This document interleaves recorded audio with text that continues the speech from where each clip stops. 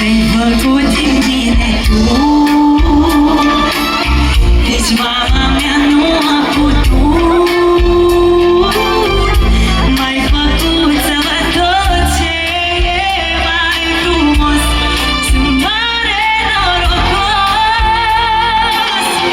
În brațe mă ridici, iubirea mea, și-n șoaptă tu zici